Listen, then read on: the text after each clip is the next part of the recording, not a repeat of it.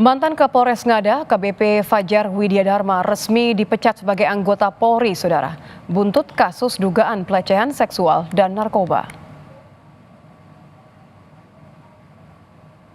Sanksi pemecatan atau pemberhentian tidak dengan hormat atau PTDH dijatuhkan kepada AKBP Fajar berdasarkan keputusan dalam sidang Komisi Etik Polri Senin 17 Maret 2025. Atas putusan ini, pelanggar mengajukan banding.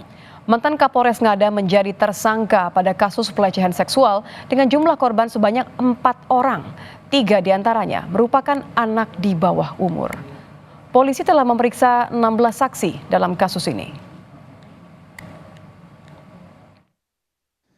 Dengan mendasari pada saksi-saksi dalam proses sidang komisi dan kemudian juga dengan adanya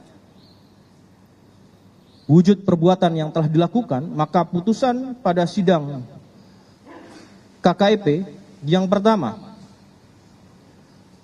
terhadap terduga pelanggar sanksi etika yaitu perilaku pelanggar dinyatakan sebagai perbuatan tercela.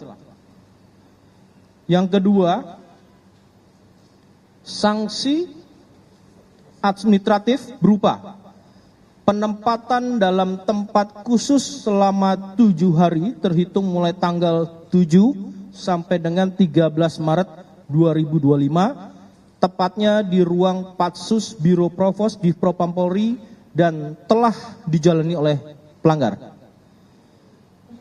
Yang kedua, dalam sanksi administratif diputuskan pemberhentian tidak dengan hormat sebagai anggota Polri. Pelanggar sesuai dengan Perpol 7 tahun 2022 mempunyai hak yaitu banding.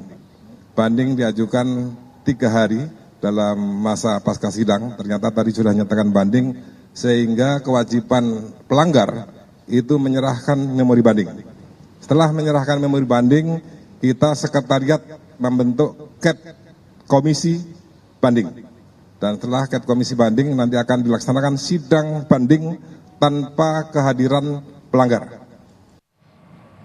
Kompolnas mengapresiasi putusan yang dikeluarkan oleh Polri kepada mantan Kapolres Ngada, AKBP Fajar Widiadharma.